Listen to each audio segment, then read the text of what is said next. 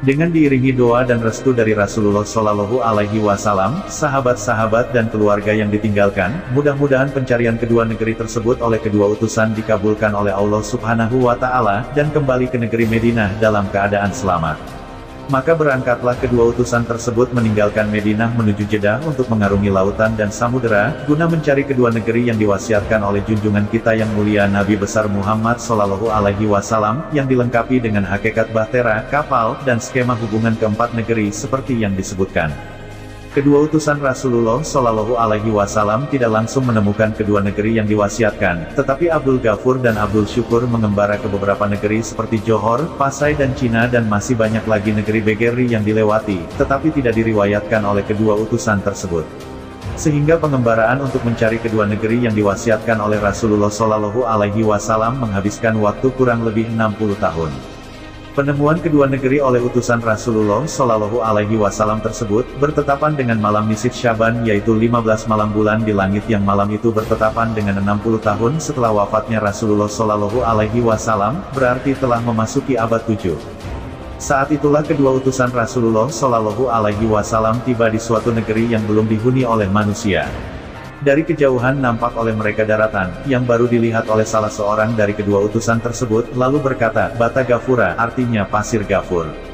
Kemudian kedua utusan tadi terus menyusuri pantai dan salah seorang dari kedua utusan berkata lagi bahwa, pinggir pantai yang baru kita jumpai ini bagaikan pinggiran pantai Masyira atau Mesir. Kemudian kakak beradik Abdul Ghafur dan Abdul Syukur selaku mandataris dari Rasulullah Shallallahu Alaihi Wasallam, mendarat di negeri yang baru mereka temukan untuk melakukan penyelidikan dan penelitian. Setelah meneliti keadaan negeri yang baru ditemukan tadi, Abdul Ghafur menulis pada sebuah batu bunyinya, Masyira. Setelah mengitari daerah pantai dan menulis batu prasasti, kedua utusan tersebut mencari dataran tinggi. Seharian penuh mereka berjalan dan setelah matahari terbenam keduanya baru beristirahat untuk melaksanakan salat fardu maghrib.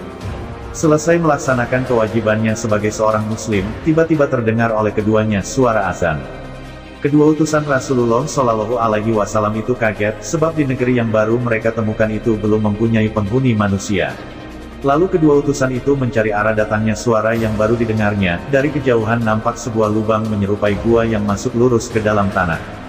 Diamatinya lubang tersebut dengan cermat, lalu salah seorang dari kedua utusan berkata, bahwa suara saudara kita Zubair sedang menyuarakan azan duhur, dan di dalam gua itu samar-samar terlihat Hajar Aswad di Mekah sedang berzikir.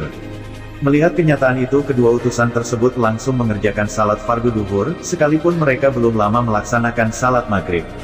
Pendengaran dan penglihatan kedua utusan itu tersebut bukan seperti penglihatan dan pendengaran kebanyakan orang, tetapi atas kehendak Allah Subhanahu wa Ta'ala, sehingga dapat melihat dan mendengar bukan dengar bentuk lahiriah. Di mulut gua inilah Abdul Ghafur menulis aksara Arab yang berbunyi Butuni. Abdul Ghafur dan Abdul Syukur merahasiakan keberadaan gua yang mereka temukan karena penuh dengan rahasia dan merupakan pusat tanah atau pusat dunia, sehingga masuk di akal apabila Rasulullah Shallallahu Alaihi Wasallam menamainya Butuni atau perut. Dan disinilah kedua utusan memasang bendera Rasulullah Shallallahu Alaihi Wasallam. Kedua utusan tersebut menyimpulkan bahwa negeri yang baru mereka temukan itu berasal dari segumpal buih air laut, dan tanahnya masih muda usia. Dari daratan Butuni, Butun. Lihat surah Al-Waqiah 53. Di seberang laut terlihat oleh kedua utusan itu sebuah daratan lain. Kemudian didatanginya daratan tersebut. Sesampainya di tempat yang mereka tuju, keduanya mengadakan penelitian untuk mengetahui keadaan tanah daratan yang baru mereka temukan.